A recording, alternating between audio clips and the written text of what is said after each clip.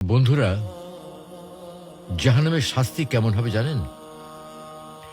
জাহান্নাম এমন একটা ভয়াবহ স্থান যেখানে অতি তুচ্ছ শাস্তিও দুনিয়ার সবচেয়ে কঠিন কষ্টের চেয়েও ভয়ঙ্কর হবে। কোরআন ও হাদিসে জাহান্নামের শাস্তি সম্পর্কে বিস্তারিত বিবরণ এসেছে। প্রচণ্ড উত্তপ্ত আগুন। আল্লাহ বলেন, জাহান্নামের আগুন খুবই ভয়ঙ্কর, তা মানুষের চামড়া ঝলসে দেবে। রাসূল সাল্লাল্লাহু আলাইহি ওয়াসাল্লাম বলেছেন, তোমাদের আগুন দুনিয়ার আগুন জাহান্নামের আগুনের ৭০ ভাগের ১ ভাগ মাত্র।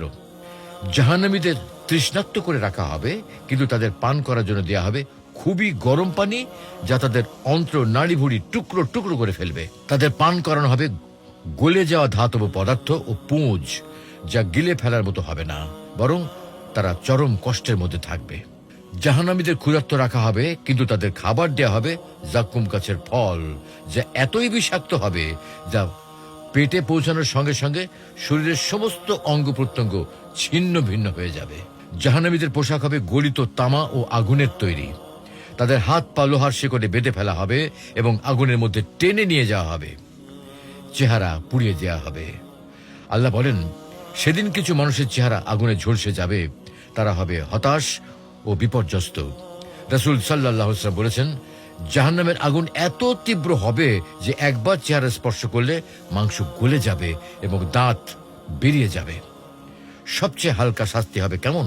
তা হলো, আবু তালিব, নবী সাল্লাল্লাহু আলাইহি ওয়াসাল্লামের চাচা, যিনি ঈমান আনেননি, এর জন্য সবচেয়ে হালকা শাস্তি নির্ধারিত হবে। তার পায়ের নিচে অগ্নির টুকরা রাখা হবে, যা এত উত্তপ্ত হবে যা থেকে তার মস্তিষ্ক পর্যন্ত ফুটতে থাকবে।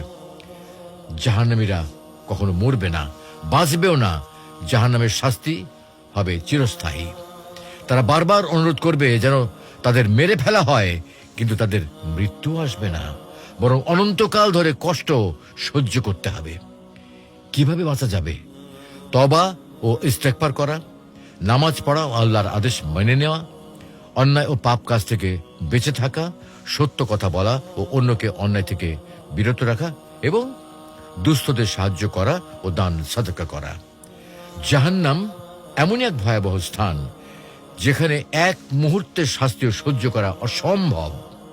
তাই আমাদের উচিত আল্লাহর অবাধ্যতা থেকে দূরে থেকে তার সন্তুষ্টির পথে চলা। আল্লাহ আমাদের সবাইকে জাহান্নামের আগুন থেকে রক্ষা করুন। আমিন।